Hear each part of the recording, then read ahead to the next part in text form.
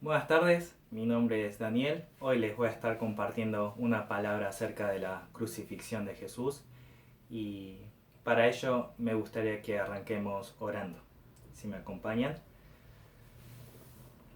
Padre nuestro, te damos muchas gracias porque nos das esta oportunidad de meditar en tu palabra una vez más. Te pido que nos des el entendimiento, nos des la sensibilidad para que podamos captar lo que tu palabra nos enseña a través del sacrificio de Jesús. Te pido que nos guíes con tu Espíritu Santo de principio a fin en este tiempo y que podamos conocerte y podamos aceptar tu gobierno. Te doy gracias y te pido todo esto en el nombre de Jesús. Amén.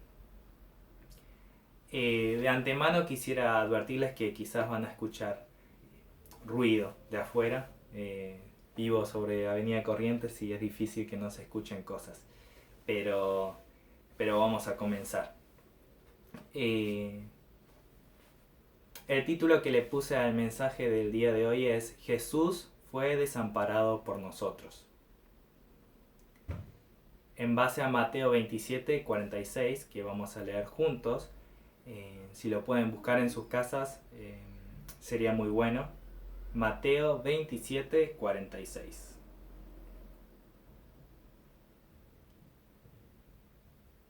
Lo voy a leer yo, si me pueden acompañar con la lectura, creo que estaría bien. Cerca de la hora novena, Jesús clamó a gran voz diciendo: Elí, Elí, lama sabactani. Esto es, Dios mío, ¿por qué me has desamparado?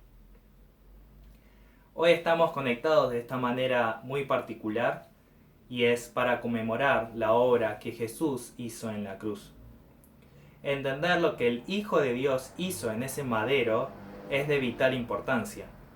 No solo es la base de nuestra fe al empezar nuestra vida cristiana, sino que también es nuestro sostén durante la lucha presente para vivir en santidad y obediencia a su palabra. Para muchos puede que sea un tema conocido,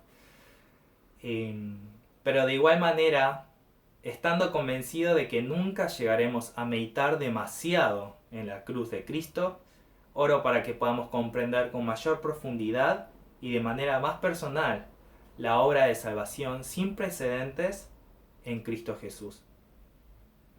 Dividí el mensaje en dos partes a fin de que podamos experimentar tanto la justicia como el amor de Dios revelado en el Calvario. La primera parte entonces es: Jesús fue desamparado por la justicia de Dios.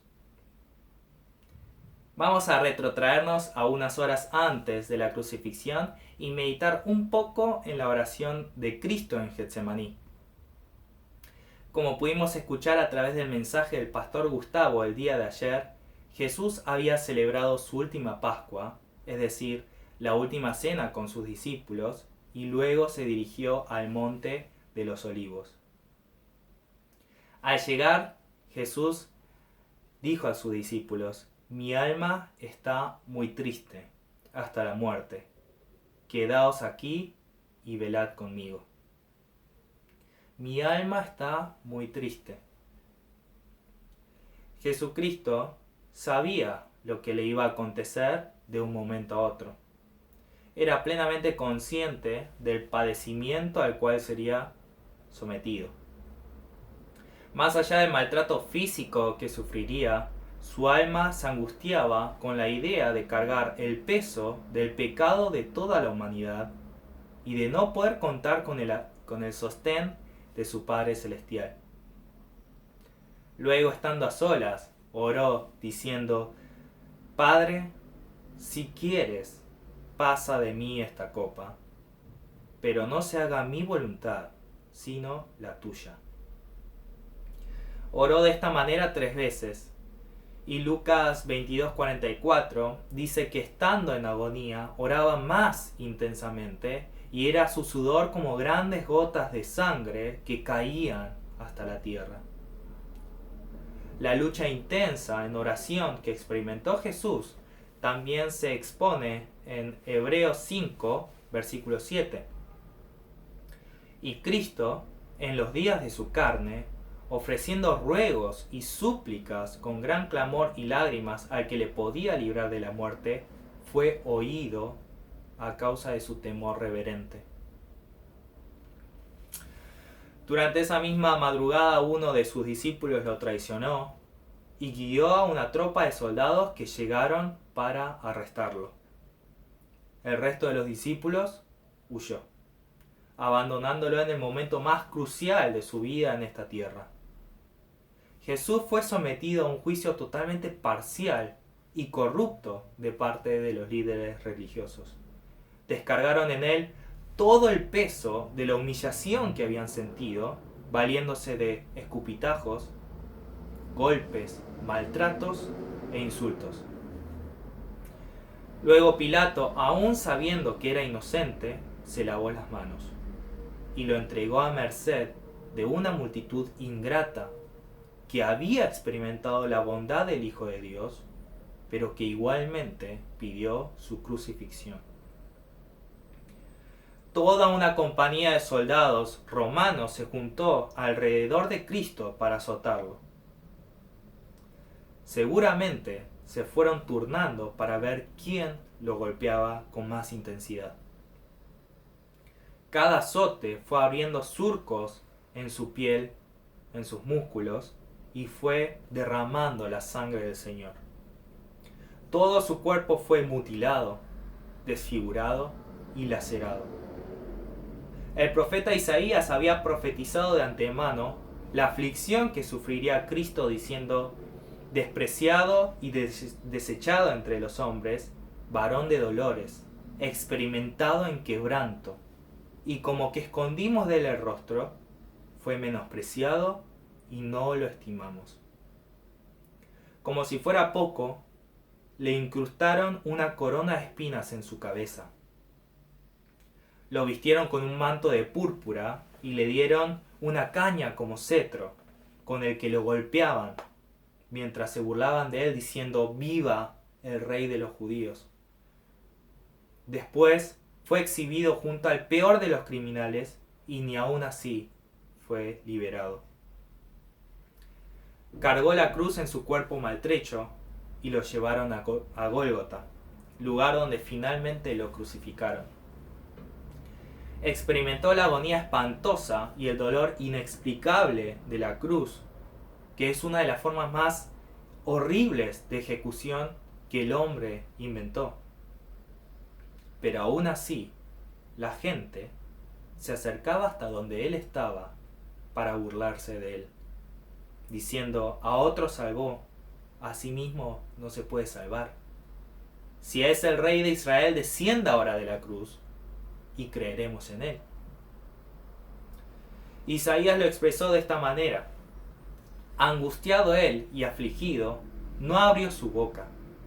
Como cordero fue llevado al matadero, y como oveja delante de sus trasquiladores enmudeció y no abrió su boca.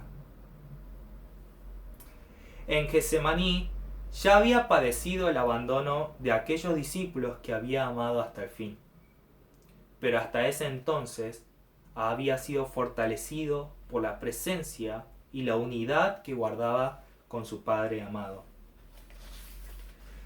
Por eso, el momento más crucial y de mayor tormento para Cristo fue cuando sufrió el desamparo de su Padre Celestial. Según el versículo que leímos hace un rato, cerca de la hora 9, Jesús clamó a gran voz diciendo: Elí, Elí, lama sabactani, esto es: Dios mío, ¿por qué me has desamparado? Y aún escuchando este clamor lleno de angustia, su Padre Celestial permaneció en silencio. Mateo 7:11 dice: pues si vosotros, siendo malos, sabéis dar buenas dádivas a vuestros hijos, ¿cuánto más vuestro Padre que está en los cielos dará buenas cosas a los que le pidan? según esta enseñanza que Cristo había dado tiempo atrás, aun siendo los más ruines pecadores, los padres terrenales suelen darle buenas cosas a sus hijos. Repito, viviendo una vida completamente dominada por el pecado, igual son capaces de buscar el bien de sus hijos. Entonces, ¿cuánto más nuestro Padre Celestial habría querido evitarle ese sufrimiento insoportable a su Hijo unigénito? ¿Con cuánta intensidad habría deseado quitarle esa copa de dolor? Sin embargo, Dios Padre decidió aplicar la justicia, mandando a su Hijo como Cordero de la Pascua para quitar nuestro pecado. Su Hijo no tenía por qué soportar tanta agonía, porque Él era sin pecado, inocente, santo, puro, sin mancha. Pero juntos, tanto Dios Padre como Dios Hijo quisieron llevar a cabo su plan salvador. Y la única forma viable de hacerlo era a través de su muerte. Como dice Romanos, porque la paga del pecado es muerte. 2 Corintios 5:21. Al que no conoció pecado, por nosotros lo hizo pecado, para que nosotros fuésemos hechos justicia de Dios en él. Una referencia más. Gálatas 3:13 dice: Cristo nos redimió de la maldición de la ley, hecho por nosotros maldición, porque está escrito: maldito todo el que es colgado en un madero. Dios escogió hacer pecado a su propio hijo. Dios hizo maldición a su amado para que nosotros, sus enemigos, recibamos el perdón de nuestro pecado. Dios mismo imputó toda nuestra maldad a su Hijo y sobre él volcó todo el peso del castigo de su santa justicia. Conmemorar la crucifixión de Jesús no implica dolernos y sentir lástima por Cristo, que padeció tanto flagelo, dolor, sufrimiento, hasta morir. Implica entender que Jesús sufrió todo ese dolor inexplicable porque Dios volcó sobre él toda la ira que había provocado nuestro pecado. Prestemos atención a lo que Jesús le dijo a las mujeres que lloraban siguiéndolo hasta el Calvario. Lucas 23:28 dice: Hijas de Jerusalén, no lloréis por mí, sino llorad por vosotras mismas y por vuestros hijos. Debemos usar este tiempo para lamentarnos por nuestro pecado. Porque a un Dios 3 veces santo, el pecado no es tomado a la ligera. Percibir detalles del dolor al que fue sometido Cristo nos da noción de cuán severo, cuán abominable es el pecado para Dios. Ante la cruz de Jesús debemos contemplar a Dios. Su santidad aborrece profundamente el pecado. Su justicia no permite que el pecado quede sin castigo. Ante la cruz debemos ser conscientes de que nuestro pecado despierta la ira justa de Dios. Por lo tanto, si amamos a Dios, debemos sentir aborrecimiento al pecado. Si su mismo Hijo fue entregado al desamparo y a la muerte, ¿qué castigo terrible queda para el que rechaza su salvación? Dios no exime al pecador que no se arrepiente. Nunca debemos olvidar que nuestro pecado llevó a Cristo a la cruz. Alabemos a Jesús, que fue desamparado para obtener nuestra justicia. Alabemos a Dios, que cargó nuestro pecado en su Hijo para salvarnos. Si Cristo fue desamparado por nuestro pecado, entonces llevemos una vida digna de ser llamados hijos de Dios. Seamos santos porque Él es santo. Segunda parte, Jesús fue desamparado por el amor de Dios.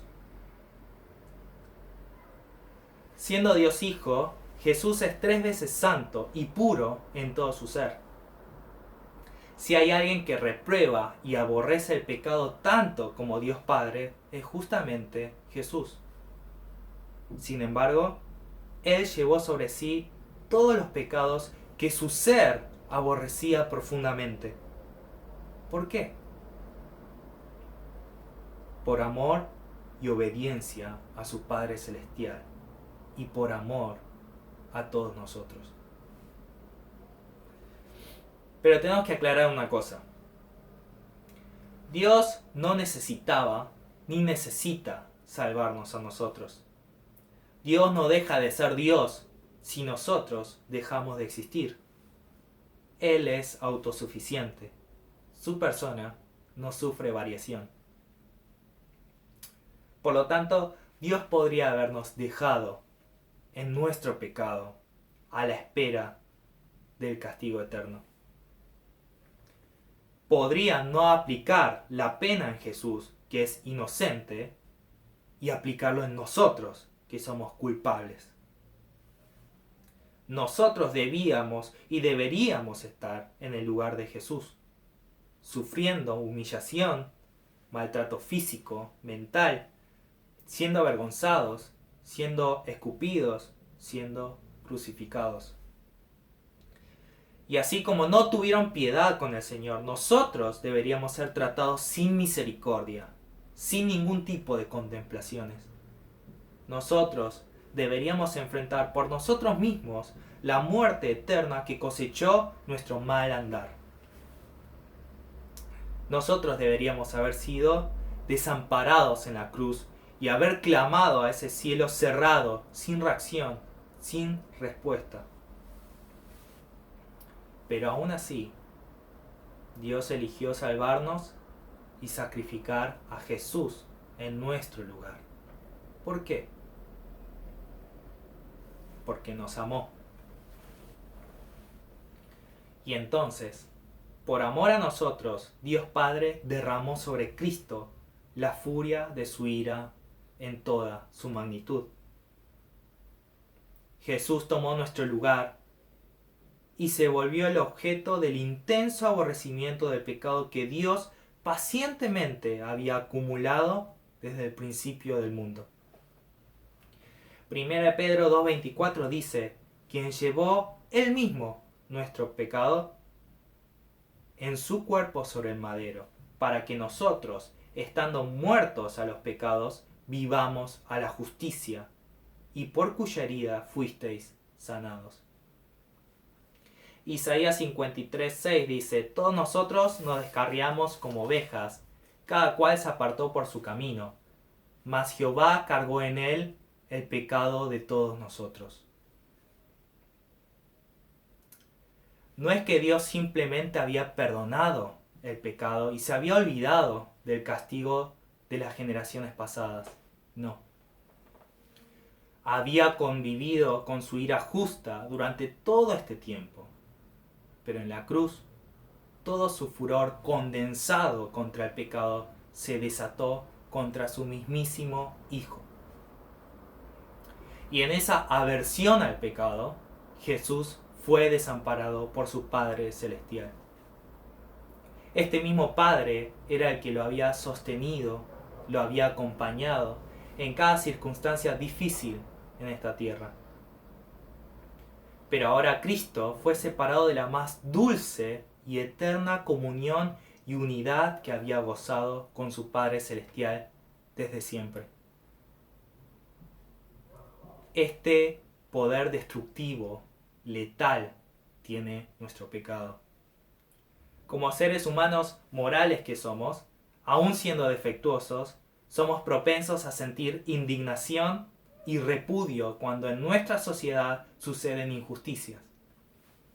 Choca con nuestros valores. Pero nosotros, ante Dios, somos peores. Peores que cualquier injusticia que se aplique entre nosotros. Nuestra desobediencia fue capaz de destrozar, desgarrar el lazo de amor perfecto que unió al Padre con el Hijo desde antes de la fundación del mundo. Nuestro acto de rebeldía, nuestro egocentrismo, fueron incrustados en el seno de la Trinidad, interponiéndose entre el Padre perfecto y el Hijo perfecto. Nuestra maldad provocó algo que nunca debería haber existido en la perfecta creación de Dios, algo que jamás debería haber ocurrido. Podríamos estar hablando del mayor acto histórico de injusticia y crueldad aplicado sobre el ser más puro y santo que habitó este mundo. Pero en realidad no lo es. Y no porque no sea aberrante, sino porque fue un acto voluntario. En Juan capítulo 10 dice: por eso me ama el Padre, porque yo pongo mi vida para volverla a tomar. Nadie me la quita, sino que yo de mí mismo la pongo. Tengo poder para ponerla y tengo poder para volverla a tomar. Este mandamiento recibí de mi Padre. Jesús, en unidad y armonía con el sentir del Padre, se entregó de manera voluntaria. Por amor a mí y por amor a vos. Hebreos 5 dice: y aunque era hijo, por lo que padeció aprendió la obediencia, y habiendo sido perfeccionado, vino a ser autor de eterna salvación para todos los que le obedecen. Jesucristo decidió obedecer a su Padre y amarnos a nosotros.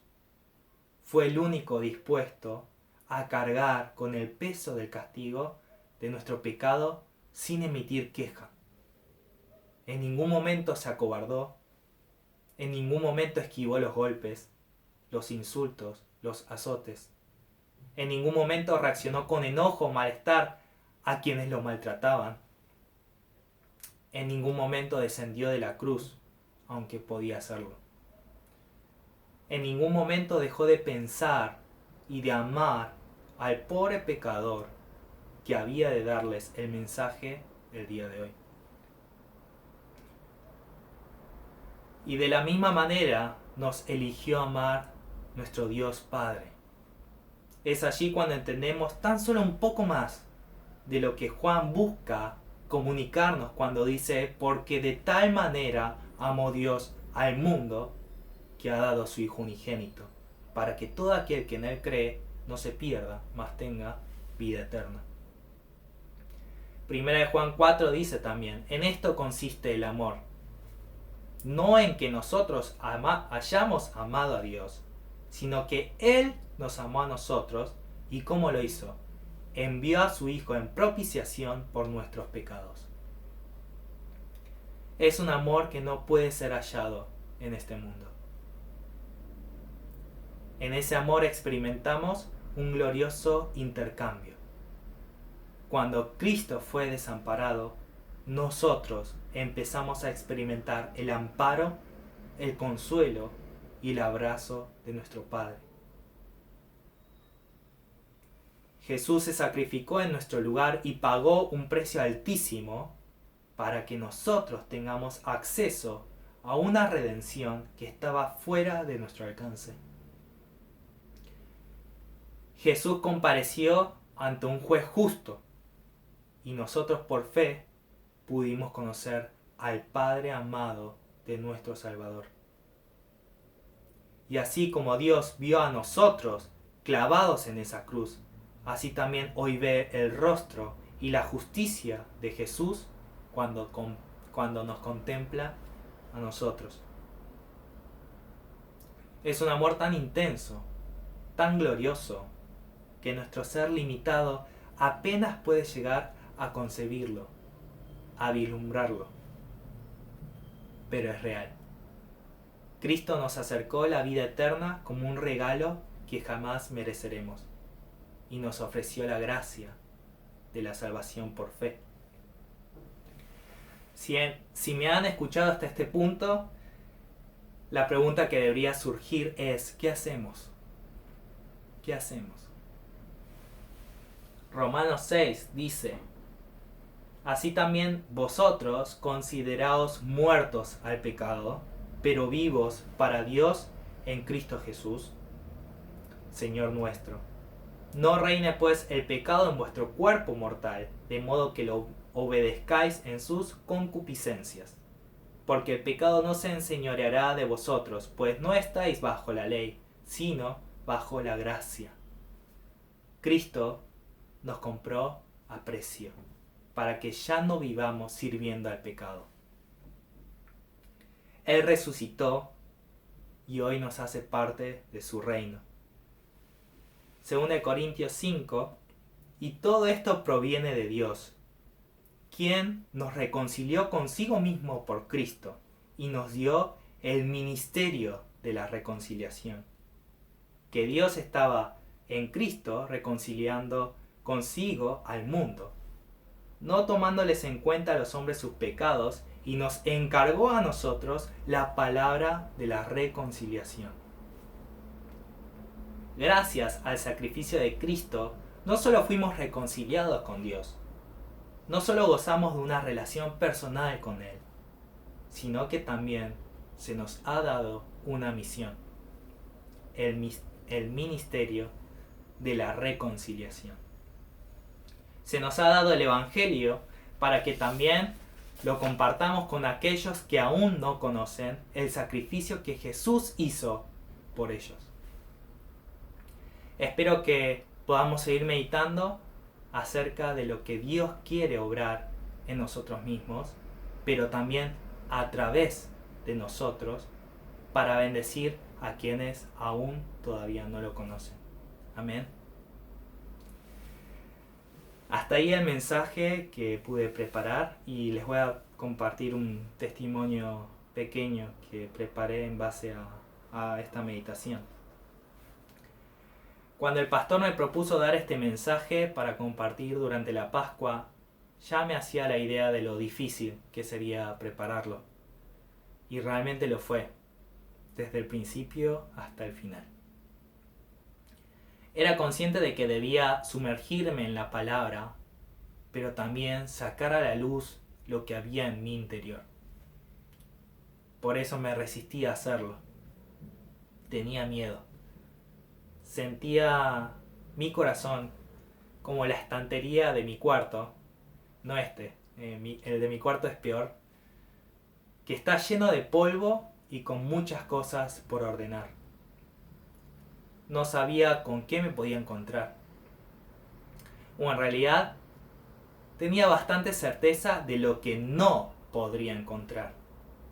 Una relación sana, libre, genuina con mi Padre Celestial, basado en el sacrificio de Jesús en la cruz y en su resurrección. Y no es que me falte sentido del deber. Mal que mal, suelo cumplir con mis responsabilidades. Pero curiosamente, este aislamiento preventivo expuso mis falencias como hijo de Dios. Ya no contaba con las distintas actividades que realizaba a diario y con las que maquillaba mi vida carente de un encuentro real con nuestro Dios. Ya no podía refugiarme en el ministerio de alabanza, ya no podía refugiarme en el servicio a los adolescentes, ya no podía refugiarme en mi trabajo, ya no podía refugiarme en el pretexto de la falta de tiempo, porque lo único que tenía ahora era mucho tiempo. Pero ni aún así lo aprovechaba para ponerme a cuentas con el Señor. Y si bien estas semanas fui invirtiendo la mayor parte del tiempo en el escritorio estudiando, yo sabía que en el fondo estaba esquivando a Dios. No quería mostrarme ante Él, no de esta manera, no otra vez. Horas antes de la crucifixión, Pedro le había asegurado a Cristo que le sería fiel hasta la muerte. Abusó de su autoconfianza y finalmente no pudo hacer más que negar a su Señor, no una, sino 3 veces. Y al encontrarse con la mirada amorosa de su Señor, no pudo evitar llorar con amargura. Y yo creo, y yo sentía que eso pasaría conmigo si miraba a los ojos de Jesús, lleno de compasión. Me aterra y me avergüenza no ser capaz de mirarlo y de corresponderle de la misma manera. Me cuesta aceptar cuán limitado soy para adorarle, a pesar de tantos años en la vida de fe. A pesar de haber experimentado su gracia una y otra vez en mi vida. Me veo en Pedro intentando demostrar una devoción con grandes aspiraciones y metas, pero ingenuamente trato de ocultar que mi condición presente, espiritual, no se condice con todo lo demás. Daniel en cuarentena no es más que una persona que busca su propio bienestar, que invierte su tiempo en cosas vanas y que no sabe amar, servir y honrar a las únicas personas que tiene a su alrededor, que son su familia. Por eso me duele y a la vez agradezco la gracia de nuestro Padre Celestial. Porque cuando Dios me ve a los ojos, no ve mi condición presente, sino que ve a Cristo en mi lugar, obedeciéndole y siéndole fiel hasta el fin. Hoy me doy cuenta de que mi prioridad no debe ser alcanzar los estándares que yo mismo me impongo, sino conocer y reconocer a Cristo crucificado en mi lugar y meditar en el alcance de este amor sacrificial. Quiero aceptar la dirección que Pedro ignoró en su momento cuando el Señor le dijo: velad y orad para que no entréis en tentación. El espíritu a la verdad está dispuesto, pero la carne es débil. Una palabra: Jesús debe ser desamparado solo una vez. Bueno, hasta acá lo que he podido preparar. Vamos a orar juntos para concluir. Señor, te damos gracias porque tu gracia es inentendible. Es algo que supera nuestro conocimiento, nuestras experiencias. Y en la cruz podemos entender una vez más cuánto nos amás y cuánta justicia has derramado para darnos salvación. Ayúdanos a durante este día poder meditar un